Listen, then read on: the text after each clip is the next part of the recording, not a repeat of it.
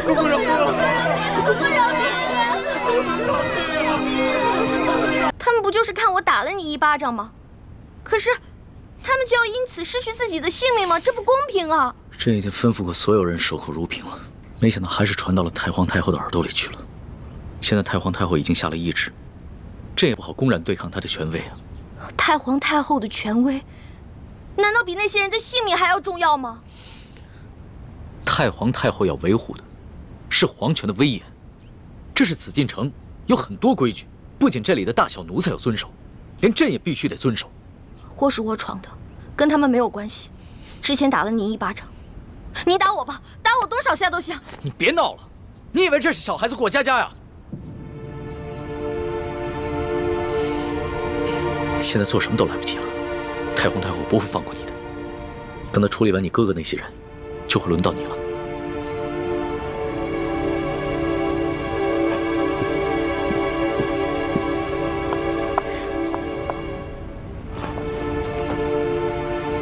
那皇上，您还是先杀了我这个祸首吧。如果先杀了我的话，死在哥哥的前面，我就不会那么内疚了。奕欢的奕欢，你还老说自己是朕的老大，一到这种危险的时刻，你就这么没出息的以死相要挟啊！您现在是高高在上的皇上，我只不过是一个小小的奴婢，我只能求您大发慈悲，饶了我哥哥。少说的那么可怜，你什么时候把朕当过皇上？不一直把朕当成你那个结拜小弟吗？奴婢再也不敢不知天高地厚了。您现在是皇上，不是奴婢的龙小弟。皇上，之前都是奴婢错了，要罚你就罚奴婢吧。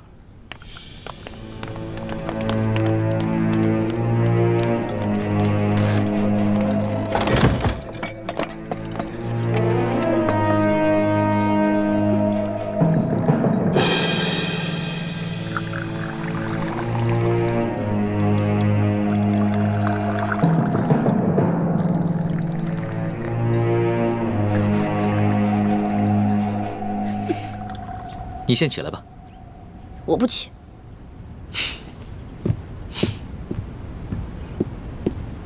起来吧，这么跪着也不是办法。皇上，我求求您了，您能不能去救救他们呀？如果他们因为我而死，我肯定会内疚死的。楼下，皇上，你就救救他们吧。人自然是要救的，但你倒是说说，这要怎么说服太皇太后啊？您可以跟太皇太后讲齐桓公跟管仲的故事。当年，管仲为了救自家主子，向齐桓公射了一箭，但是那个箭正好射到了齐桓公的腰带上，齐桓公没有死。后来，齐桓公不计前嫌，任用管仲当了国相。管仲感激涕零，倾尽一生的才华，辅佐齐桓公，最后成为春秋五霸的首位。皇上，您不会连齐桓公都不如吧？论气度，朕自然是不输齐桓公的。可是你能比得了管仲吗？论治国之才，奴婢当然比不上管仲的一根汗毛。但是，你想招来人才容易，想找到像我这样陪你吃喝玩乐、赌骰子拼酒的人，可不容易啊。这个理由倒是很充分。只不过，早晚有一天你都要出宫嫁人，不能一辈子留在宫里陪着朕，那朕岂不是很吃亏？原来您是因为这个呀？那您现在想怎么办啊？跟朕说说你那个青梅竹马吧，他叫什么名字，长什么样，家世如何？这个属于奴婢自己的秘密，不能告诉你。那你总得告诉朕，他的外貌仪表、才华气度比朕如何？这个嘛，我也没法说。有什么不好说的？让你说，你说不就完了吗？那我真说了，你可不许生气啊！笑话，朕在你的心里度量那么小啊？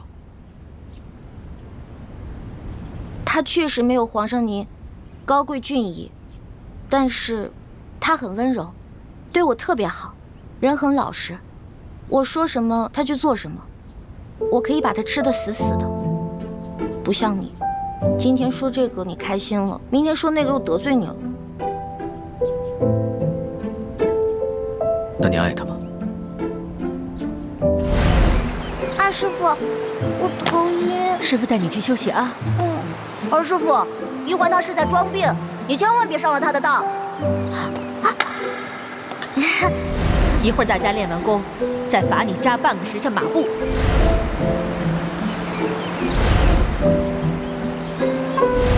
玉环妹妹，你别生我的气了好吗？环妹妹，这个给你，我们和好吧。核桃酥。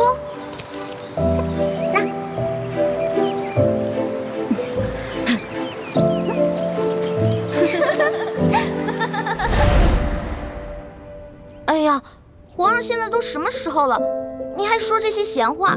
您赶紧跟我去救人吧。皇帝也是人，也有七情六欲，也有好奇心，甚至也会嫉妒。龙小弟，我求求你了，你要是再不去的话，他们人头马上就要落地了。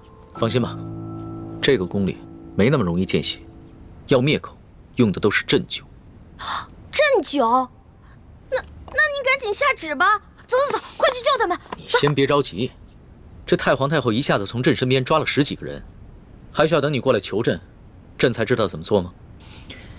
朕虽然不好公然抗旨，但是早已命人准备了解药了。真的？那你不早告诉我？不对，你是不是得需要什么条件才能给我解药？当然。朕就想问你一个问题：你爱这个青梅竹马？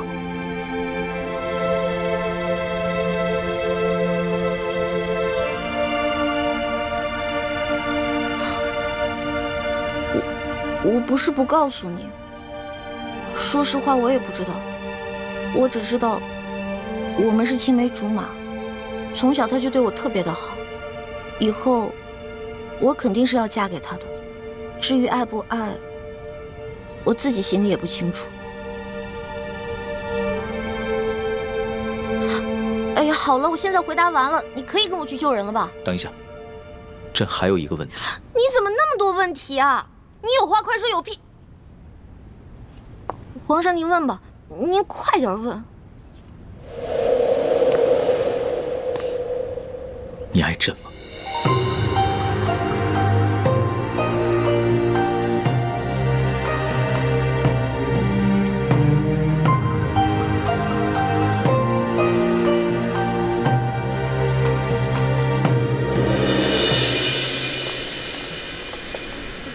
这是太皇太后赐给你们的御酒，你们每人各取一杯，享用吧。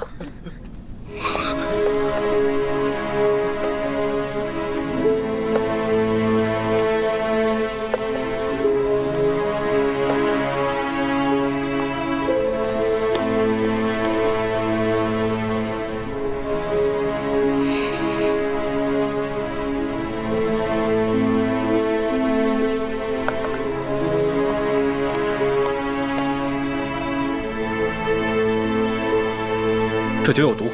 不饶命啊！不饶命啊！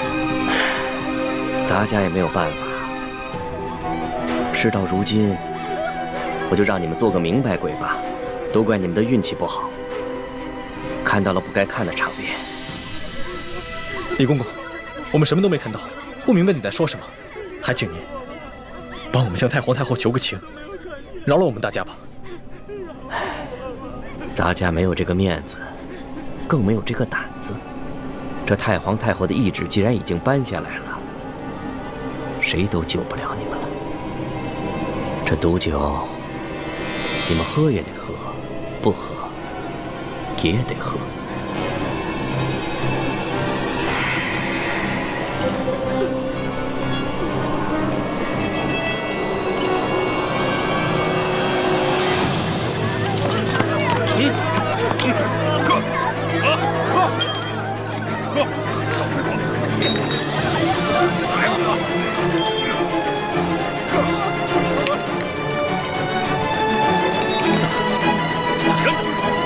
李公公，我有重要的话要跟你说。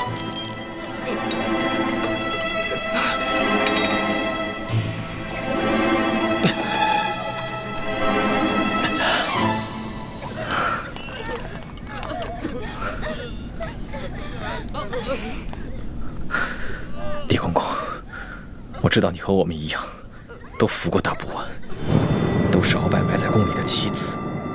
今天，你若不救我和这些宫人，那么你的秘密，我也不会再替你保守了。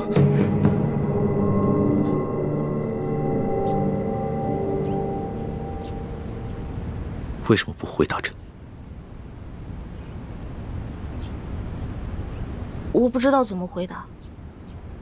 如果我说实话，我怕你不开心，不给我解药；但是如果我骗你的话，那就是犯了欺君大罪了。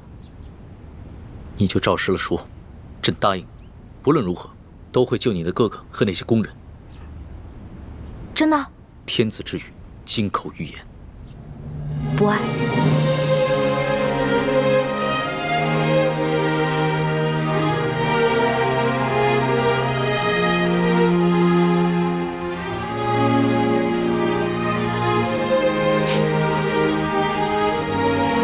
这两个字说的真干脆，丝毫不顾及朕的感受。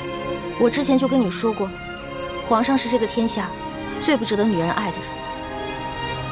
可是作为老大，也许我会爱上结拜小弟龙三，但是作为奴婢，我永远都不可能爱上皇上。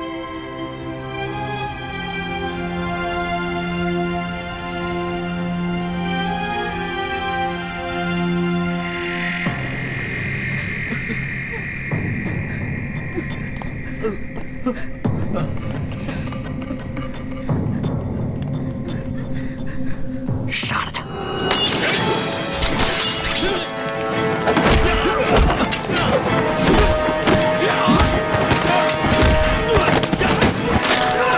李德福，想不到你要杀我灭口！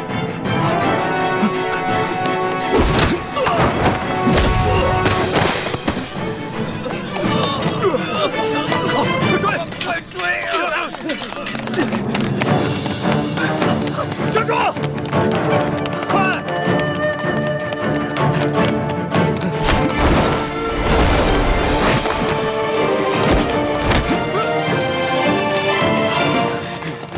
李太医，你杀了我，你也活不了。李德福，你别以为杀了我就没有人知道你是鳌拜的内奸了。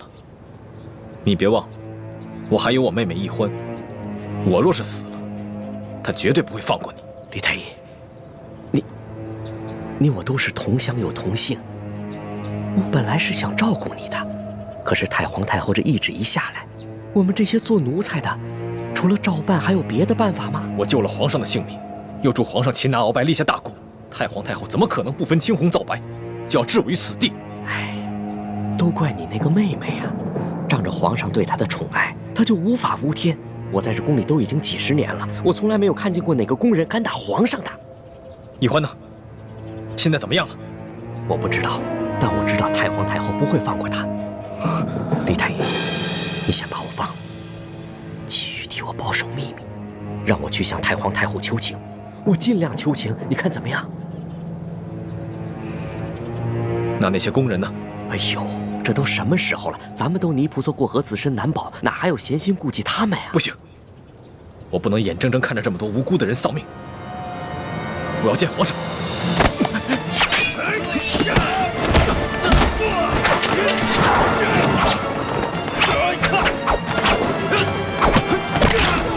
住手！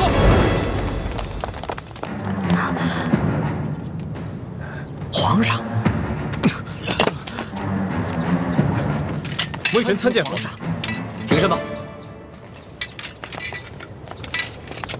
李太医，朕赦你无罪。你现在马上和索额图去解救那些中毒的工人。微臣遵旨。这，快！李德福，这差事你办的可真是用心啊！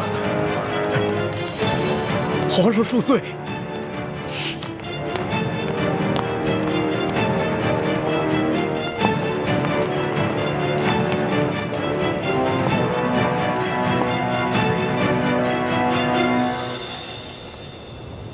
石叔姑娘，老奴也是实属无奈，石叔姑娘您大人大量，不要记恨老奴啊，中堂大人。公公有礼了，宫中一切可好？中堂大人，您放心吧，一切尽在中堂大人的掌控之中。皇上好吗？皇上现在还是每天跟一些小伙伴们摔跤玩耍，无心朝政。他那都是故意做给老夫看的吧？当年顺治爷临终托孤的景象，老夫是历历在目。不过如今皇上翅膀硬了，不把我等老臣看在眼里了，是时候给他点教训了。啊，那中堂大人，您的意思是？每日给皇上一盅补药吧，接着看着他喝下去，懂了吗？奴才懂，奴才懂。你是如何知道的？公公，我这口技练得还不错吧？原来那晚你也在马车上，那你是如何知道是我？公公啊，虽然您那天行事谨慎，带着黑纱，我看不清您长什么样子，但是我看到了您耳朵后面那颗痦子，所以我还是认出了是公公您。李欢，太皇太后果然说的没错，你真不是一个简单的小丫头。可是李公公啊，这太皇太后也看错了您啊，您也不是一个忠心的奴才啊。你到底想怎么样？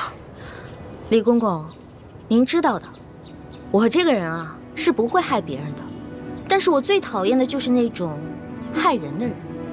所以，只要您不对我们兄妹两个起什么歹心，那我们自然不会对您怎么样。但如果您的心里对我们兄妹两个，皇上，等等我。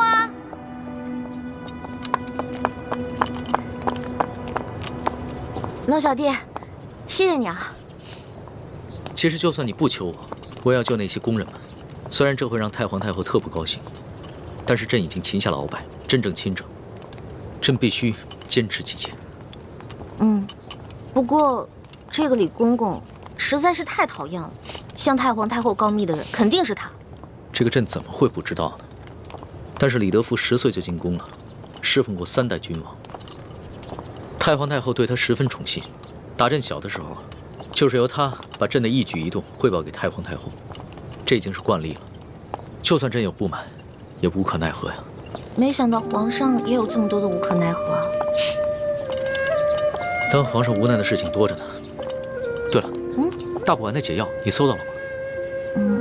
我哥哥还没有完全的研制出来，估计这个鳌拜是想彻底让我和哥哥给他陪葬了。那怎么办？这鳌拜虽然已经擒下，但他毕竟是3朝元老，他的一生功过十分复杂，朕还没有想好怎么处置他呢。而且他的性子十分桀骜，无论如何，他都不肯交出大补丸的解药。龙小弟，我是你老大，自古啊，吉人自有天相，没问题的我。朕真的是没用啊，连你都保护不好。龙小弟，你可千万不要对我这么好，不然我会愧疚的。都快点，把药给我灌下去！把药赶快灌下去！快点，赶紧的，把嘴撬开，给我喂下去！快！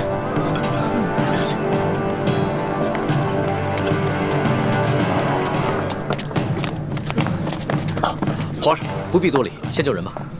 快救人！皇上，我已经安排他们把药都给灌下去了。那他们是不是得救了？药已经喂下去了，命是保住了，但是什么？但是这酒毒性实在太烈了，纵然服下解药，毒素也早已侵害了他们的咽喉。从今以后，他们再也不能说话了。张嘴。你是说，他们以后都是哑巴了？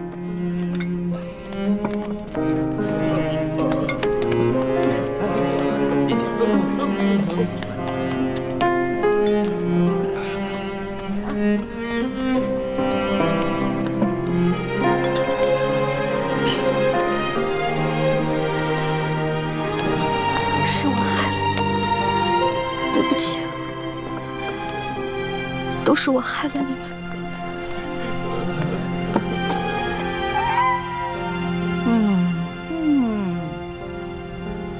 哎呀，李德福啊，连这点事你都办不好，你真是不中用啊你！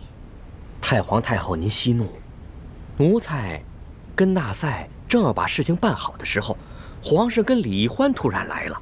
皇上让奴才放人救人，奴才哪敢不遵从啊？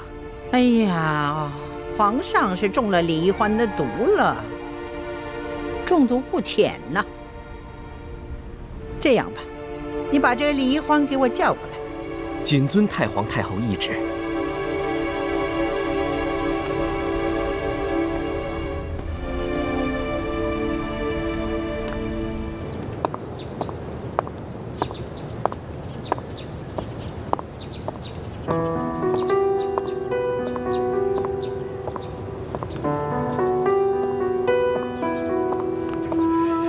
龙小弟，没想到我冲动打了你一巴掌，居然害了这么多无辜的人。朕也没想到事情会发展成这个样子。在朕的心中，一个好皇帝，与其让臣民们畏惧，不如让臣民们敬爱。难怪人们都说伴君如伴虎。你现在明白为什么我说你是全天下最不值得女人爱的男人了吧？